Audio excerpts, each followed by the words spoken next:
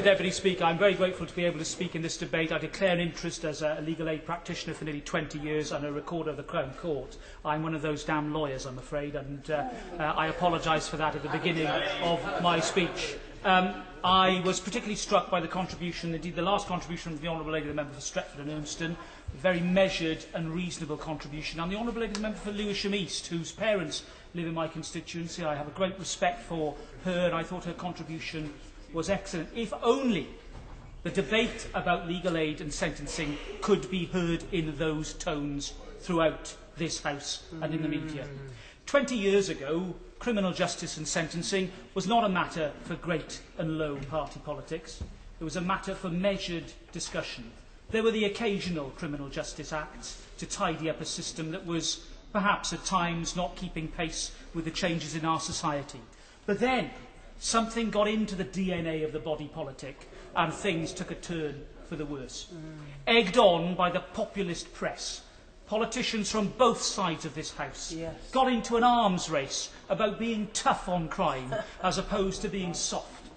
And where are we now, 20 years later? I think we've ended up being just plain stupid on the subject. Stupid in the amount of legislation that we have passed. Stupid about the language we have used about crime and criminality. Stupid and vain to claim that politicians' actions in this House can have a significant effect upon crime rates in this country. We know what the real reasons why crime rises and falls are, Mr Deputy Speaker. They're economic, they're familial, they're social, they relate to a whole range of issues that are best dealt with by means of crime prevention and social policy. And I think members opposite should take the speech that I am making in the spirit that it is meant.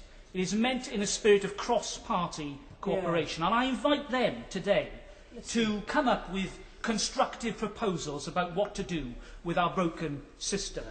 It's a system that if they had got into power, they would have had to deal with, Mr Deputy Speaker.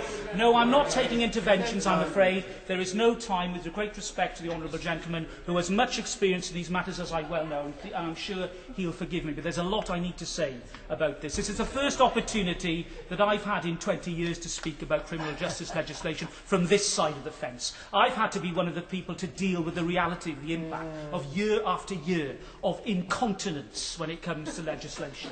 The court staff, practitioners, judges have all had to deal with the baleful consequences of the avalanche of work that ill-judged reforms, sponsored by, amongst others, the Right Honourable Gentleman, the member for Buckland, who had the brass neck to come to this House today and to tell us that under his guidance all was well with the world.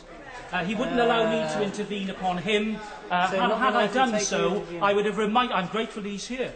And had he allowed me to intervene on him, I would have reminded him about the sentences of indeterminate length for public protection and the chaos that the government got into when it came to that system. They were told, Mr Deputy Speaker, by the Court of Appeal that the system that they'd introduced was in danger of becoming untenable. The Court of Appeal warned the government, and as a result of that, the 2008 Act was passed, which amended the system. But it was still a bad system. And it was bad. I'll tell you why it was bad, Mr Deputy Speaker, because it was not transparent to the victims.